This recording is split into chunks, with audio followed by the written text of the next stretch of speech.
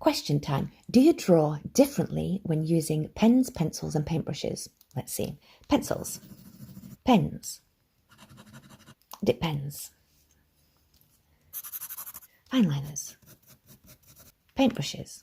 I keep my hand in the same angle for all of them. I don't draw from my wrist like that. I rest this part of my hand on the surface. I stack up my fingers. I put my pen in the groove which I've made, and most of it is done by flexing on the fingers there.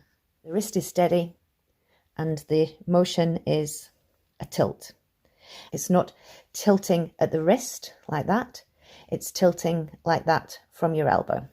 If I'm doing large sweeps, it comes from the elbow, and if I'm doing even larger sweeps, it comes from the waist. To do an absolutely perfect steady line, you fix your hand, you fix your wrist, you fix your elbow, and you move everything from your waist. So that's me tilting from the waist to draw a line. I will mostly draw from the fingertips like that. And if you draw for long enough, you will get a callus here. You see there's a dent, and you'll get a flat tip to your finger. And you will probably get inky fingers. That's mostly done in the fingers. Next question.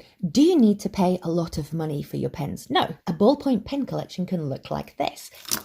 Inking can be cheap and cheerful. Look how you can get really good gradient out of a ballpoint pen.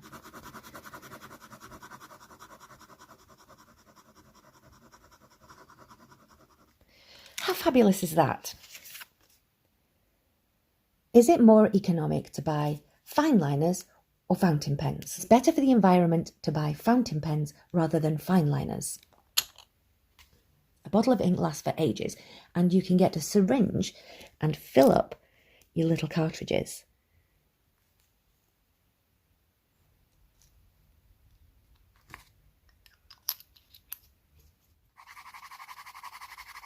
Do fountain pens have to be expensive? £1? £600?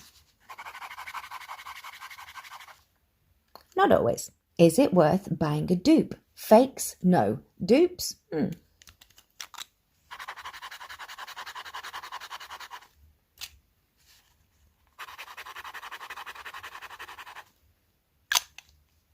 Pens might all look the same and look pretty, but what you're actually paying for is the nibs.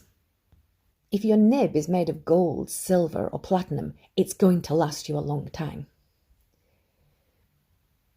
It's those nibs that can make your pen expensive. My first fountain pen was much like this one. It was about £1 and it was purple and sparkly. I don't have it anymore. It died.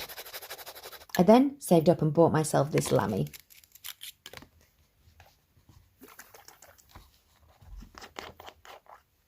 With a refillable cartridge.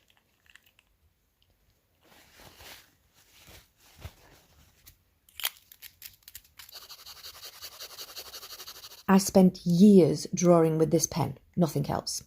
It's medium and has no flex whatsoever. It's a good pen.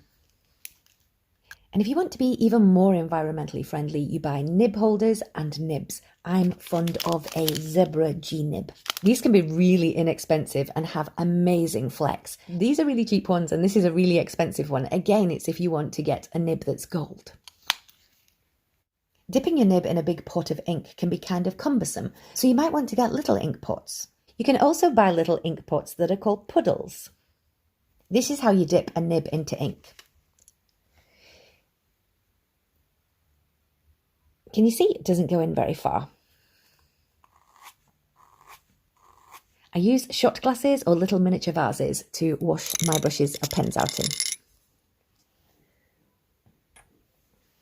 Always make sure that your nibs are dried. I mostly use dip pens if I've just got a little accent that I want to do and I don't want to ink up an entire pen. Glass pens are good for that too.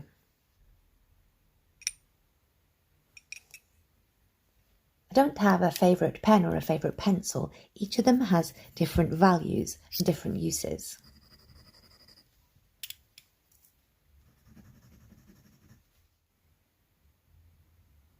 I practice before I commit to my drawings.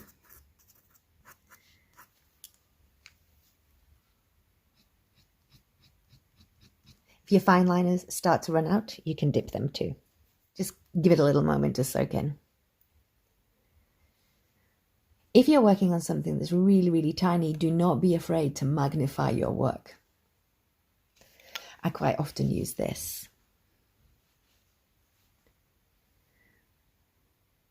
When you set up and you're ready to ink, make sure you have your ink pot on this side, not that side, so that when you're dipping, you're not dragging the ink across your paper, because if it blots, it will blot right in the middle of something you don't want it to blot in.